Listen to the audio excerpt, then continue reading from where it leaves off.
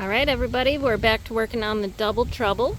So we've noticed that with the raw aluminum it looks kind of grungy most of the time, and when you clean it it's kind of streaky.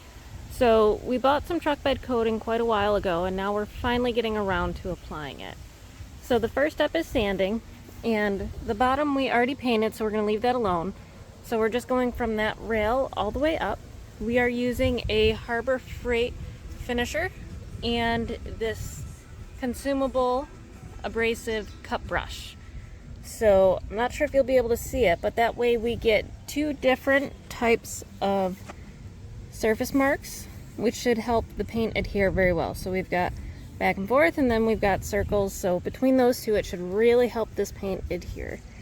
So after we get it all sanded off and cleaned, we're going to use the Total Boat aluminum barrier coat in gray to prime it, and then we're going to use this custom coat truck bed liner, and we're going to use this nice silver tint. So it's still going to look very silvery and shiny, but that way we're going to have the boat more protected from scratches and dings, and it's also going to look clean a lot more often. So stay tuned and see us sanding and painting it.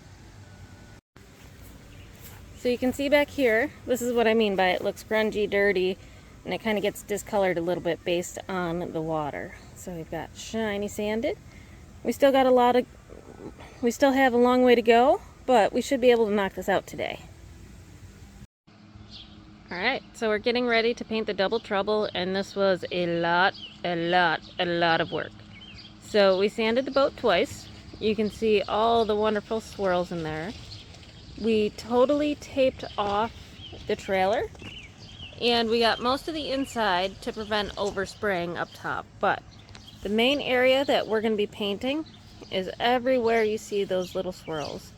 So it took a long time for us to sand this and get it prepped, because after sanding it we had to clean it off with some xylene to make sure any sanding debris was no longer on there.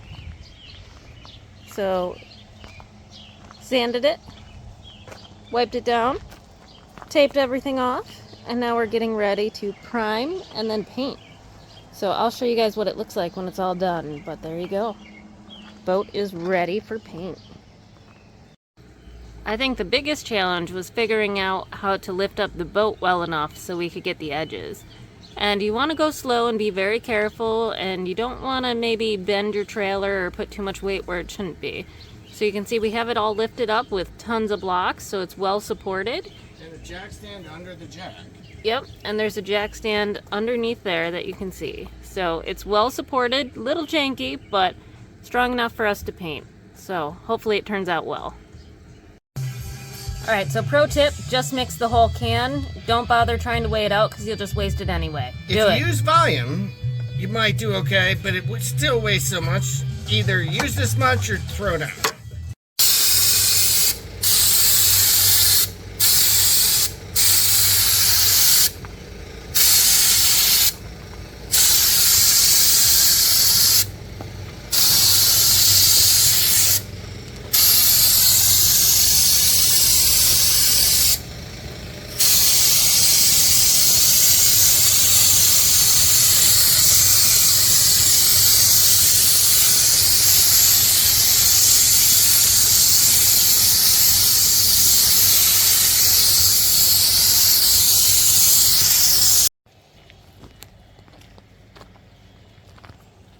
Alright, so we have coat number 1 on. You can see it's very textured, slightly silver.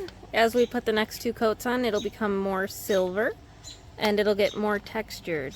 I'll take a video tomorrow when you can fully see it, but look at that beautiful sunset and our boat. Alright, as promised, truck bed coating is on, and this is what it looks like in the daylight. So it did come out a little bit more textured than we were expecting, but that is some tough coating. So we're hoping that this lasts a long time